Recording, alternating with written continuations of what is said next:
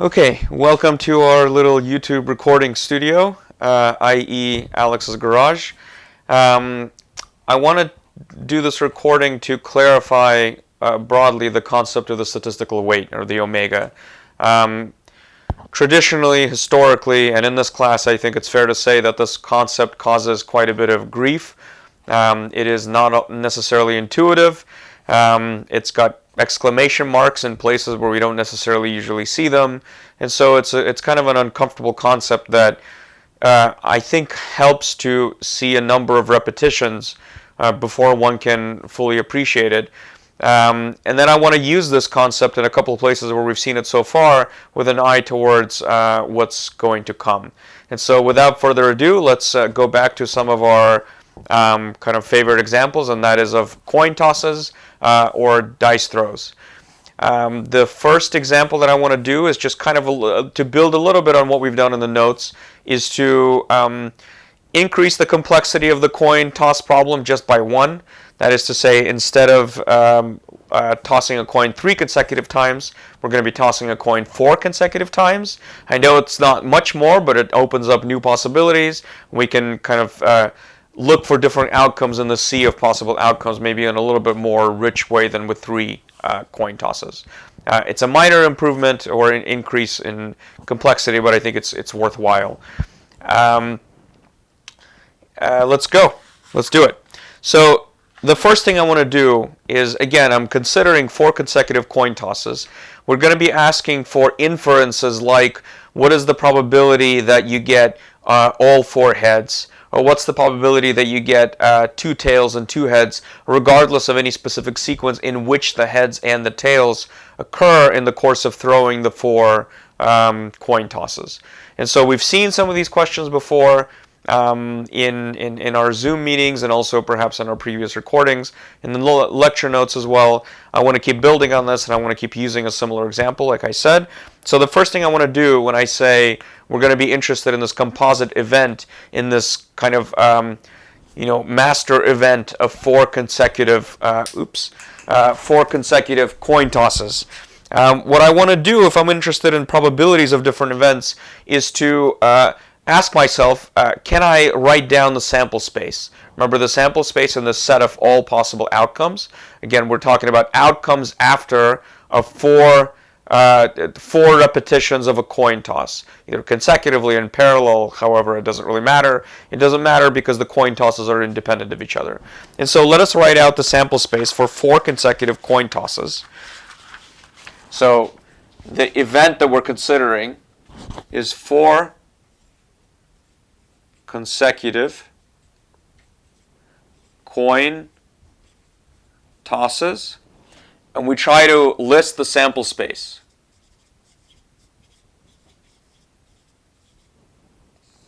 First of all, we can immediately find out how many elements there ought to be in the sample space. I keep dropping it. What does that mean, number of elements in the sample space? The sample space represents all the possible outcomes. It's the set of all of them. And so the elements that make up the sample space are the outcomes themselves. So how many total outcomes are there possible? We're tossing a coin 4 times. Each time we toss a coin, there's 2 possibilities for each coin. One toss of a coin, its outcomes does not affect the toss of the next coin, and so on, because we consider the coins to be unbiased and independent. And so to figure out the total number of outcomes, the total number of elements in the sample space set for this specific problem, we consider this kind of reasoning. We have 2 choices for the first toss, a head or a tail, 2 choices for the second toss, 2 choices for the third toss, and 2 choices for the fourth toss. The total number of choices in this kind of a scenario is the product of the number of choices in each event. Right? Each event does not influence the next one. They're independent. So the total number of events that are possible, total number of outcomes that are possible, given that each specific coin toss corresponds to 2 distinct possibilities, is 2 times 2 times 2 times 2. So we can immediately say that the size of the sample space,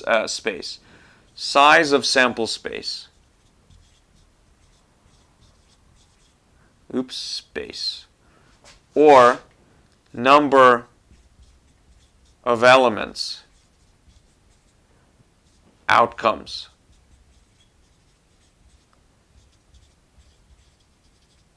in sample space for a series of 4 coin tosses is 2 times 2 times 2 times 2, which is 2 to the 4th, which is 16. So we expect, as a check on our sanity, that when we list, or hopefully when we can list, all the outcomes after a 4 consecutive coin tosses, we ought to end up with 16 elements of the sample space. If we have more or less, we've made a mistake. And so let us try to write down the sample space here. Now I have to tell you that I wrote down most of them and then I couldn't find a couple, and it was driving me nuts. I just kept looking at it and not being able to see it. And amusingly enough, when we talk about something called the binomial theorem at the end and see how some of this applies in a different context, it was thinking about the binomial theorem that ultimately reminded me which elements I was missing. So let's list them. Here's how I tried to think about listing these sample space elements, just for just so you know, or I don't know if it's useful or not. The first one that I started with is kind of the almost obvious one, and that is the heads, heads, heads, heads. Next, I introduced a single tail, and I let that tail occur in different places. And so, what do we have? Let me erase this and be a little more compact, because I have it in a certain pattern. H, H, H, H. H, H, H, T. Now this T can occur in any of these places, so let's list them first before we lose track of it. H, H, T, H. So T propagated once.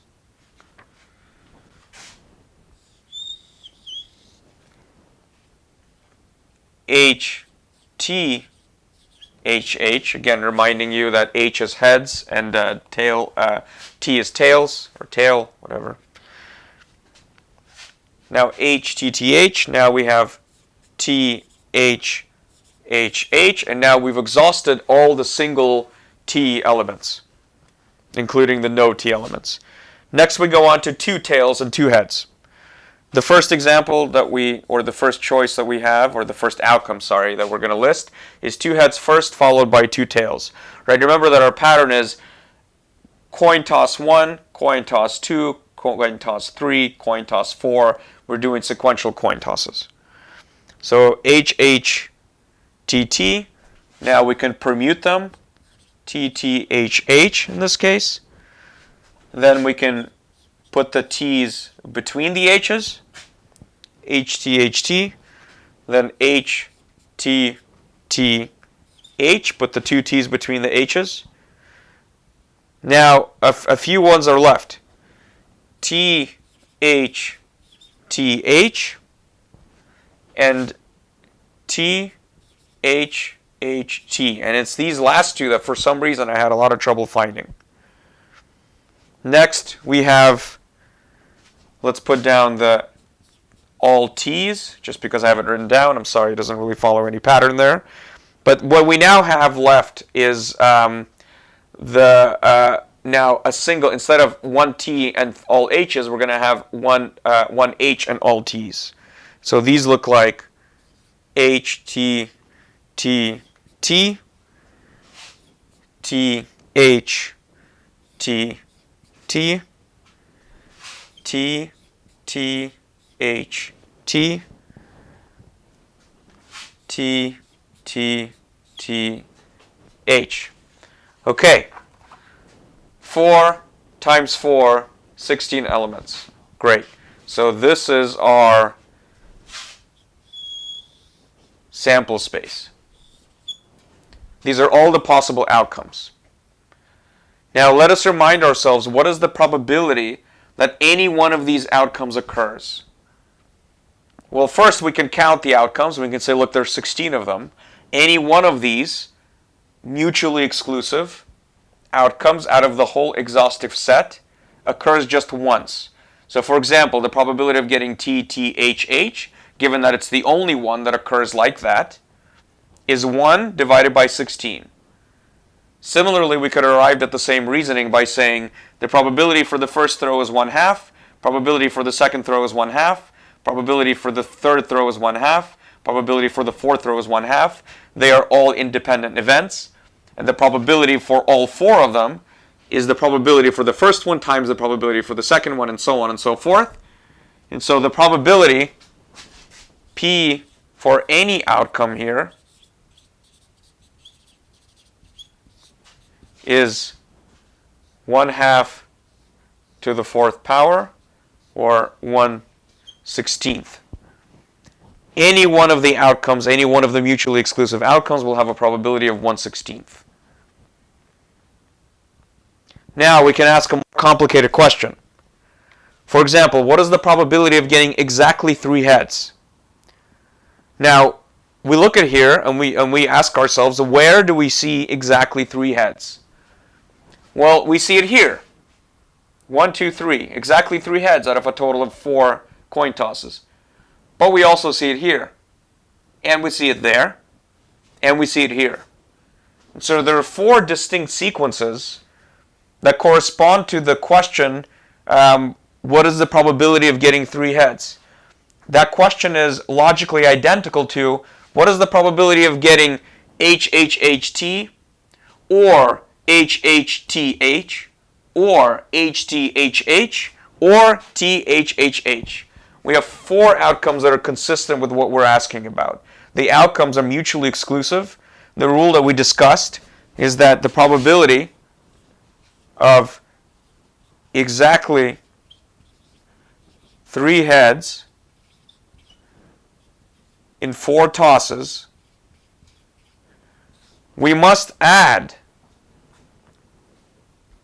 the probabilities for the mutually exclusive outcomes that correspond to this composite inference. The inference has an OR implicitly in it. And that's what we just mentioned. So this should equal the probability that you get HHT plus the probability that you get HHTH plus the probability that you get HTHH plus the probability that you get THHH.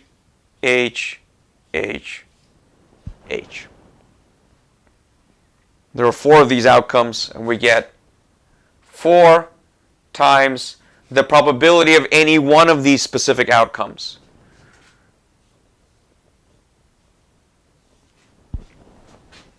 And so in this sum, each term has an identical numerical value, and that identical numerical value occurs 4 times. What about the probability that you get exactly 2 heads, and therefore 2 tails in a sequence of 4? Well, once again, what are the outcomes? There they are. There are now 6 of them.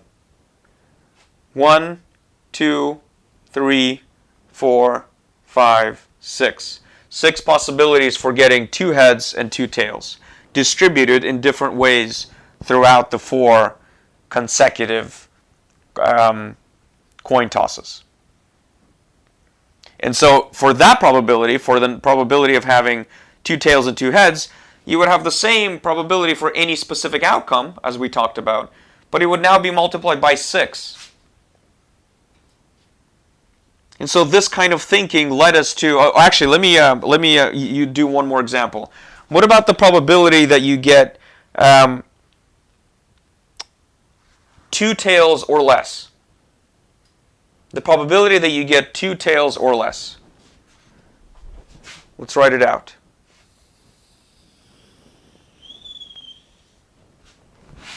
Probability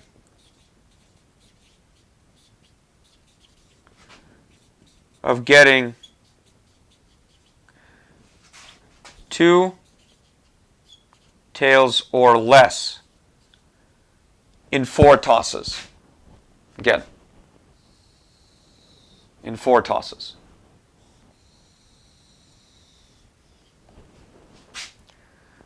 So 2 tails or less. What inferences are consistent with this composite question, 2 tails or less? Well, it could be exactly 2 tails, or it could be any number smaller. And what number is smaller? 1 tail or 0 tails.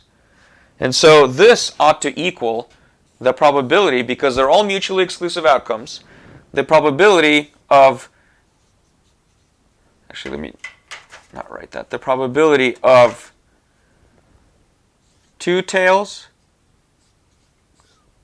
in 4 tosses plus the probability of 1 tail plus the probability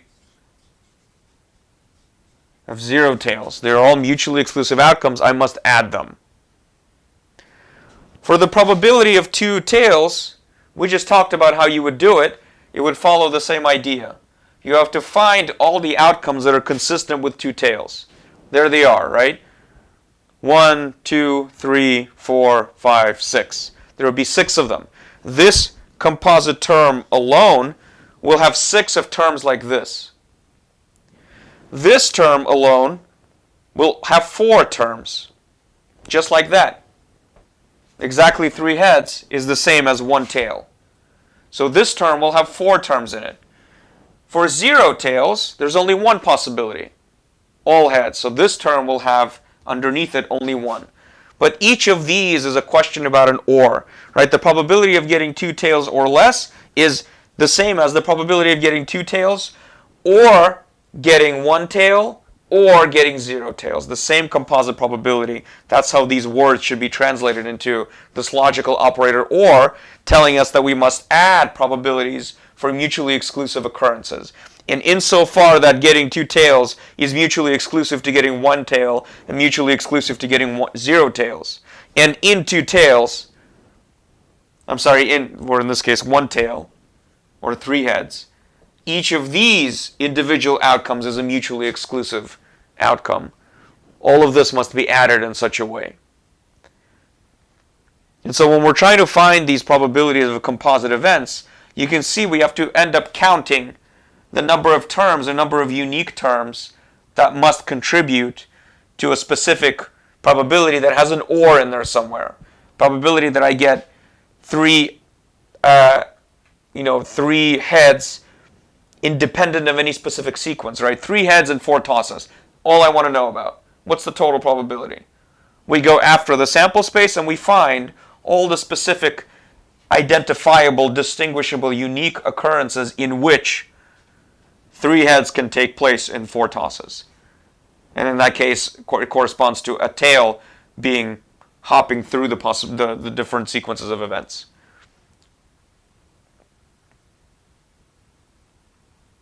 So I want to keep working with this example and discuss this a little bit more. And remember, this is the kind of reasoning that led us to discuss the idea of the statistical weight of that omega in the first place. For example, we could write out the sample space for 4 consecutive coin tosses. It's already getting annoying and I'm starting to get delirious and make mistakes. There are 16 elements. For 5 coin tosses, it'll be 2 to the 5th. And then 2 to the 6th for 6 coin tosses. And 2 to the 20th for 20 coin tosses. And so very quickly, answering these kind of questions by writing out the sample space and counting the different outcomes becomes completely impractical. And so we were led to think through a device that would allow us to find out the number of these outcomes. Like, look at the sum over here. What happens once we've identified each unique outcome that corresponded to 3 heads and 4 tosses? We then realize that each of these terms had the same numerical value, 1/16. And so in a sense, we had to find out how many times does 1/16 need to be multiplied by? Or what number does 1/16 need to be multiplied by? How many times does 1/16 occur in such a sum? We didn't need to necessarily know what the specific outcomes were to find the final answer, right?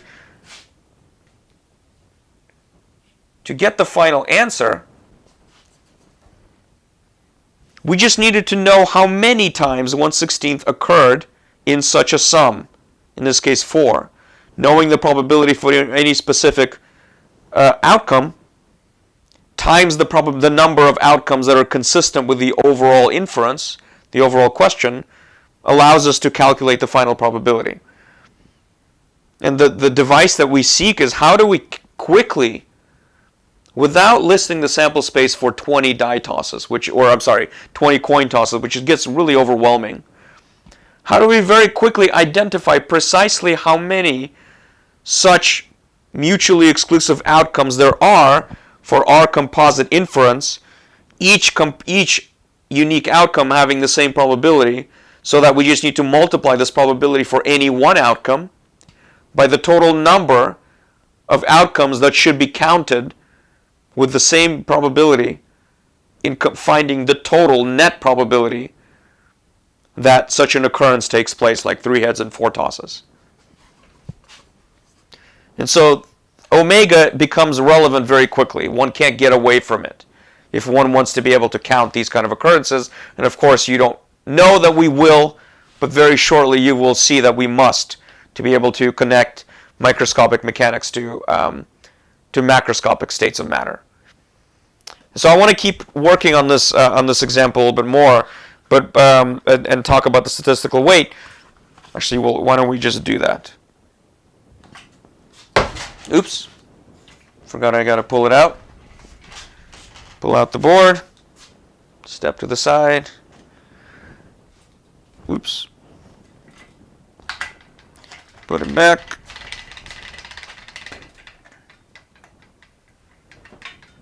Hopefully it's a reasonable view. Okay. So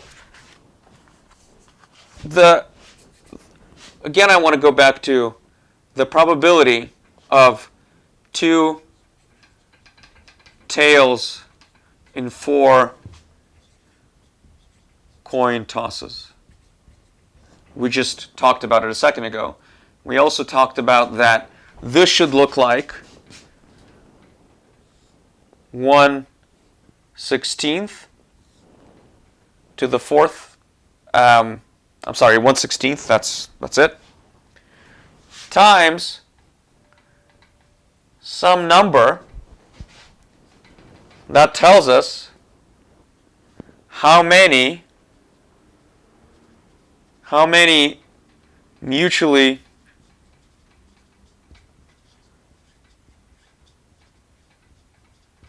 exclusive outcomes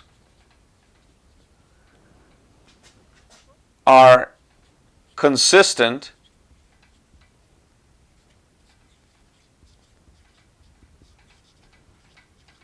with our overall inference.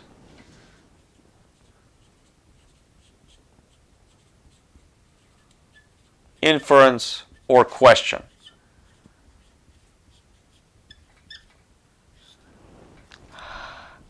Am I losing this black marker? I'm gonna see if I can switch it up. Okay, that's the question. And so for now, we just want to occupy ourselves, as we talked about before, with this. And remember, I'm not going to go through the exact same kind of idea of splitting color balls between different bins and asking for that number. It's in your notes, and we talked about it over the Zoom recording lecture, or recorded Zoom lecture rather. And so I'm just going to remind you that the omega, the statistical weight, which we know now goes in this place, that's what's going to go in there, is that number that's going to count these individual outcomes. And remember that this question is asking the following, it is really getting at the following number. It is getting at the question of in how many unique ways can 4 distinguishable objects, in this case consecutive coin tosses, toss 1, toss 2, toss 3, toss 4, in how many unique ways can 4 distinguishable objects be divided among 2 categories, in this case heads and tails, such that there are 2 tails or 2 objects in category tails, 2 objects in category heads, right? They have to add to 4. Number of heads and number of tails has to add to 4 in this case. And so we talked about the fact that in this case, this number should be 4 factorial divided by 2 factorial and 2 factorial. This is the number of heads. This is the number of tails. This is big N, which is equal to the number of tails plus number of heads, and in our case equals 4. So this is the statistical weight. If we calculate it, we see 4 times 3 times 2 times 1 in the numerator, divided by 2 times 1 times 2 times 1. The 2 2's on the bottom cancel to 4, and so we end up with 6. So the number that should go in here is 6. And so we very quickly found it without having to list the sample space. Now we remember that there were in fact 6 outcomes. And so we very quickly found it out. And again, in this example of 3 coin tosses or even 4 coin tosses, it's not that impressive because we can list out the sample space and we can see exactly how many entries, how many outcomes there are. And so the ability to find this answer quickly may not be that profound to us, but it shouldn't be very difficult to imagine that as soon as big N is 20 or 100, this is the only way you're going to be able to get there with any practicality. And so this is a remarkable simplification of being able to count a distribution of objects, distinguishable objects among categories, or counting the combinations of these unique objects without having to physically write out or draw the different circumstances. Remember, we're after the number of combinations. Let me see if there's anything else that I wanted to say about this specific aspect. I think that's all I want to say for omega here, or how you use it in this case. We're about to use it for the coin toss. I'm sorry, the die throw example. But I'm going to go back for now. I'm going to pull the board out, go back. There is one thing that I want to mention that I wonder might be a source of confusion. We keep talking about the fact that omega counts combinations, right? Not permutations, but combinations. Combinations of unique objects, combination of objects sorted among categories, and counts all the number of ways in which that can be done.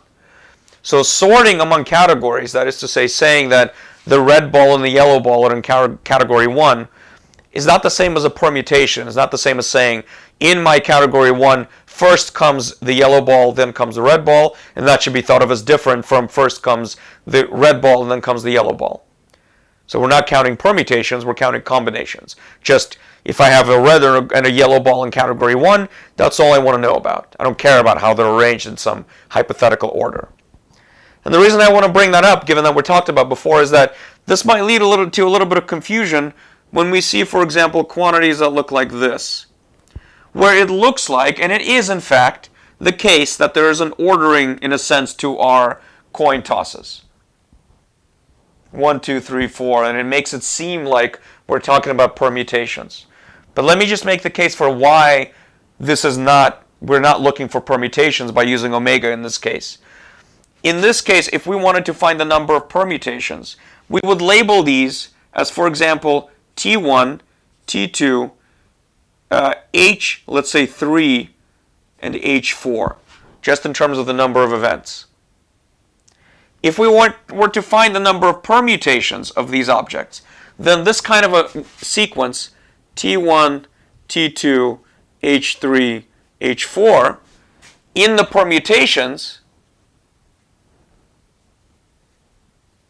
permute, you would also have to count things like T1, T2, H4, H3, and also T2, T1, H3, H4, and T2, T1, H4, H3.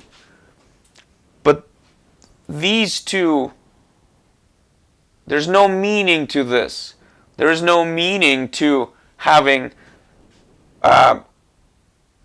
coin toss giving heads on the fourth time, on the fourth toss being listed before the third toss. That is to say, if we were interested in permutations, these two objects, these two combinations, these two outcomes, if you can call it outcomes, these two sortings or orderings of objects would be considered as distinct.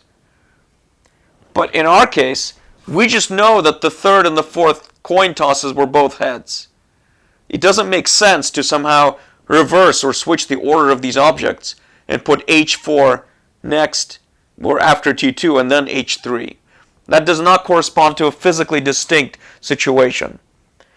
So we are not counting permutations which would include things like this. And so I just want to make the case that in omega, even though there is an order implied to our coin tosses, this is still part of the number of combinations of these objects. That is to say, the abstract objects get imagined to be, let's say ball 1, ball 2, ball 3, ball 4. And then we ask for the possible groupings between categories heads and tails.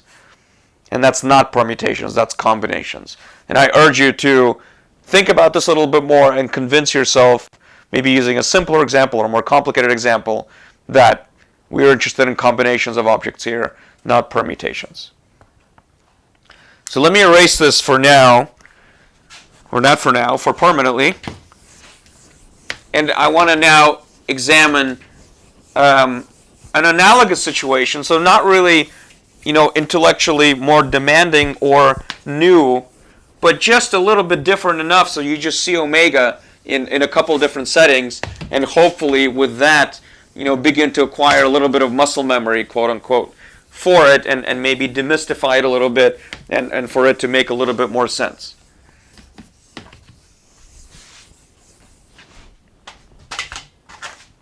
Okay, so the example that I want to consider is, actually, I'm sorry, there's one more thing that I want to do before I go to the dice throws. This isn't necessarily related to our class in a practical way, but this is kind of a fun aspect of what we're doing with these statistical weights, with this omega that we're calculating. It has a relationship to a mathematical theorem called the binomial theorem. And you might have heard about the binomial theorem maybe in high school classes, calculus classes, pre-calculus, whatever it might have been, or you might have never heard about the binomial distribution or theorem. And so I want to remind you what that is, and to show you how the omega that we've been working with is also found in other places in mathematics, not necessarily counting objects, although still counting objects in a certain sense. So we're going to consider an object that looks like this. When I say object, I mean mathematical object. A quantity where you have two numbers, a plus b, and it's raised to the nth power. And this is, of course, equal to a plus b times a plus b times a plus b, all the way out until you exhaust the nth power. And a plus b to the first power is just a plus b. A plus b to the second power, we know how to expand that. We've been seeing this for quite a while. It's a squared plus 2ab plus b squared. Now a plus b cubed might be a little bit more annoying, but it should look like this. A cubed, and just make sure, yep, 3a squared b plus 3ab squared plus b cubed, and a plus b to the fourth power, I'm going to stop there, is a to the fourth plus 4a cube b plus 6a squared b squared. So 1 power comes down, 1 power comes up, plus 3ab cubed plus b to the 4th power. It turns out that there exists a general formula for expanding such repeated products to a certain power. It's called the binomial theorem. The binomial theorem looks like this. For any a plus b to the nth power, the formula for any n looks like this. Sum on some integer or quantity k, it's also going to be 0 and then integers, from 0 to big N, of a quantity that is often called n choose k. N choose k, written in parentheses like this, and I'll explain this in a second, times a n minus k, b to the kth power. What is this thing? What is n choose k? N choose k, n choose k, this is the words n choose k. That is to say, out of a total of n objects, choose k of them and leave the rest behind. What's the rest? N minus k. That's what's left over. This is precisely what we have called omega. This is equal to n factorial divided by k factorial, and what's left over, n minus k factorial. So this is our omega. That is to say, the general formula, so this is called the binomial theorem.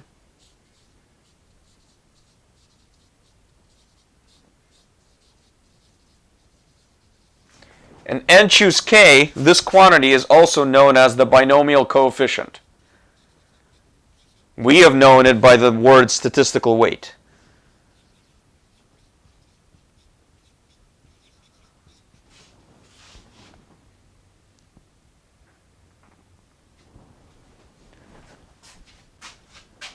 Remember, just to emphasize, what this quantity is it's saying I have a total of n powers. In how many ways can I distribute k of them to A and the rest of them to B? In how many ways can I make those combinations? And you can kind of see how this is going. An A plus B to the 4th power. Here, A gets all 4 of the powers, and K is 0.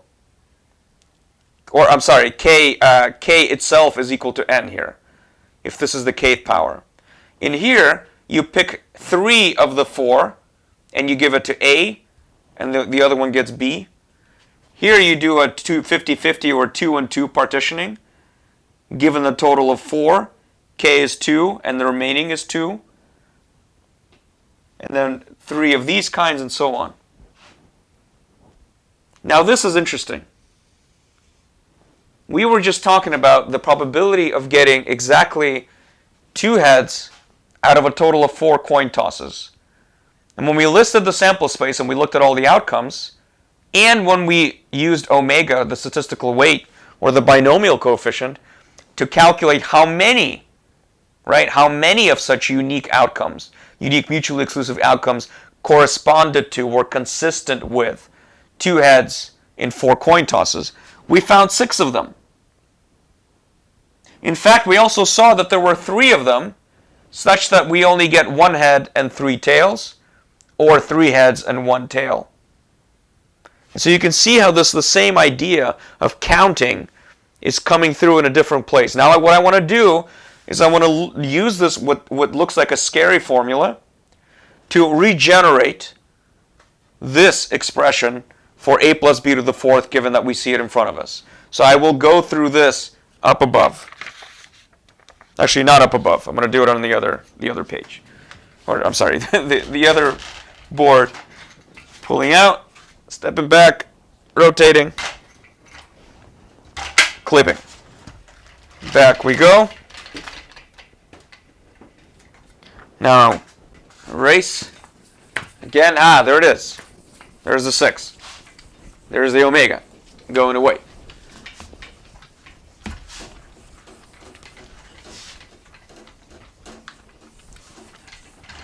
So, reminding you, I'll write it once again. A plus b to the nth power. The formula is sum on k equals 0 to big N of n factorial over k factorial n minus k factorial times a to the power n minus k times b to the kth power. So we're going to do this for n equals 4. A plus b to the 4th power. First term in our sum, k equals 0. The first term looks like n factorial over 0 factorial n factorial, right? Times a to the nth power, b to the 0th power. Plus, second term. I shouldn't be writing them as n. I know what n is, right? N is 4. This is no longer just any value. This is now a specific value. Sorry about that. Plus, let me put this little square brackets, plus n factorial divided by, in this case, 1 factorial, 3 factorial, times a cubed b to the 1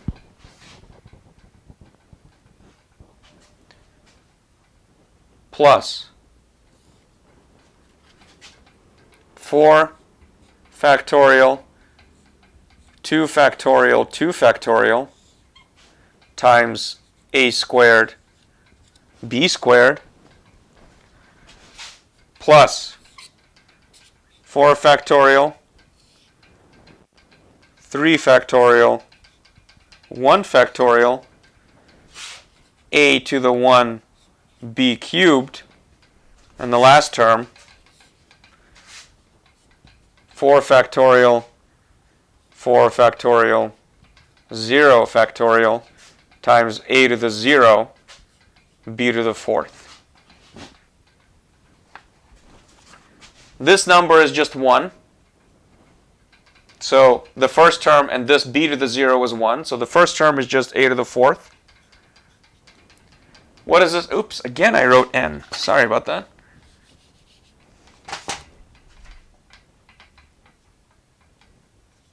Four factorial. 4 factorial is 4 times 3 times 2 times 1. In the denominator, you're going to have 3 times 2 times 1. So the 3 times 2 is going to cancel the 3 times 2 in the numerator, and that's going to leave just the 4. And so the first term is 4 times a cubed, or I'm sorry, the second term is 4 times a cubed b. Now this term, 4 times 3 times 2 times 1 divided by 2 times 1 times 2 times 1, we have 6.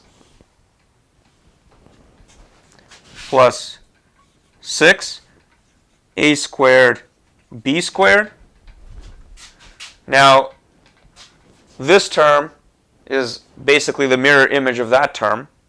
And so here we have 4 a b cubed, and this term is the mirror image of that term. So we have b to the both. Oops, I shouldn't say it. I'm going to confuse you. I didn't mean factorial. I just meant, aha, it works. So it does work. So this is the binomial theorem, and you see our omega, our statistical weight, our numerical tool to sort objects, being very applicable and kind of a pretty fundamental mathematical theorem in the sense. Nothing too complex, but nevertheless.